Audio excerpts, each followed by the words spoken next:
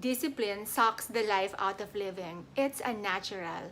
That's why all diets fail. At some point, we think of cheating because it's not in our nature to be reined in. It's our nature to be free. We don't need to practice discipline when we're clear about what we want. Discipline is what we resort to when we're confused. Animals in the wild have no notion of discipline. They eat when hungry. They eat as much as they need and want. They stop when they're full. More importantly, they naturally know the optimal food specific to their species. Watch an animal eat. It's pure natural appetite in action.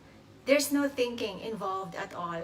That's the thing with some of us. We overthink everything, especially food, and the nitty-gritty of how it impacts our health and fitness goals. We like to be in control by overanalyzing everything, by imposing discipline on ourselves, by adhering to a strict diet and calling any deviation cheating.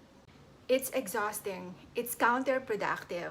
Worrying about falling off the wagon after a slip up or a cheat day can even become a self-fulfilling prophecy. It's a vicious cycle. Eating raw meats, raw eggs, and raw dairy.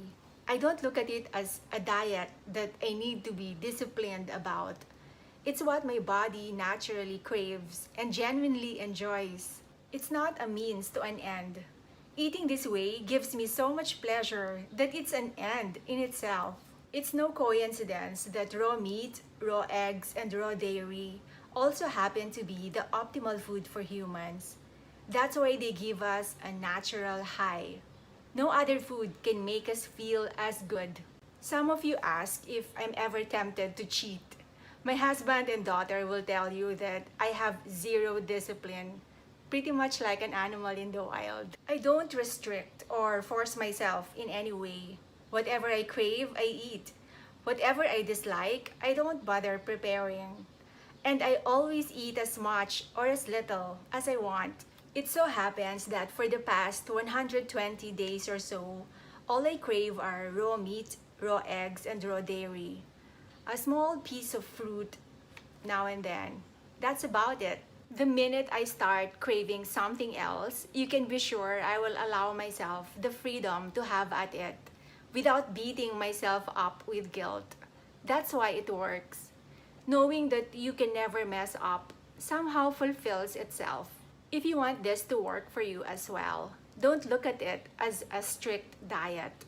Look at it as a free-flowing indulgence. Don't call it cheating. Call it surrendering to the body. Trust and respect your body enough to let it have its way. In the end, the body always wins anyway. Your body will soon learn that certain foods don't feel good. It won't be long until your body will naturally look for food that makes you feel your best. And don't be surprised if that ends up to be raw meat, raw eggs, and raw dairy. In the meantime, don't be too hard on yourself. Be relaxed about it.